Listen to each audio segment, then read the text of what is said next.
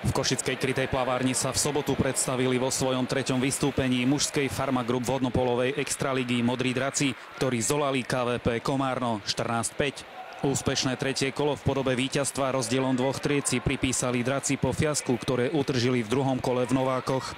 Tak vonku sme vysoko prehrali s tým, že sme išli v oklieštenej zostave.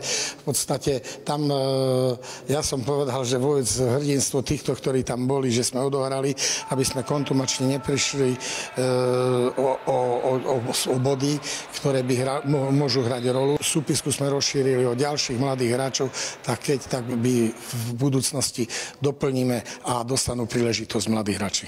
Tentoraz sa v okýptenej zostave ocitol súper z Komárna, ktorý nastúpil na zápas iba s 9 hráčmi, čo bolo citeľné hlavne v druhej polovici stretnutia. V prvej štvrtine hráčom išla karta, čo mu zodpovedal aj stav 5-1, no v druhej sa akoby draci uspokojili s náskokom a zrazu bol výsledok druhej štvrtiny 0-0.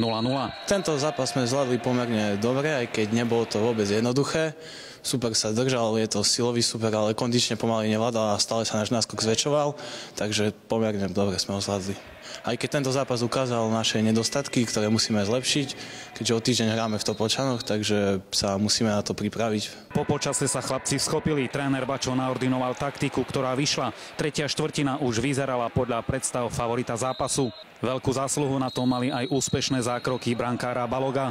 Záverečná štvrtina bola náročná hlavne pre súpera, keďže tréner hosťujúcich už pomaly nemal koho striedať. Únava bola citeľná, hráči sa už nevracali na svoju polovicu. Najlepšími strelcami našich boli Grudka so 6 a Naď s 3 gólmi. Z našej strany to bol, si myslím, taký zápas povinné 3 body, ktoré sme museli získať.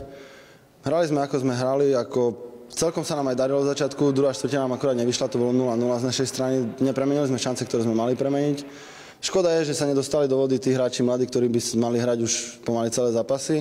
Ale zvládli sme to, máme 3 body doma a môžeme sa posunúť ďalej do sezóny. Diváci videli peknú hru, okorenenú 19 gólmi. Česť súperovi za bojovnosť a gratulácia Modrým drakom za víťazstvo. Michal Savko, Televízia Naša.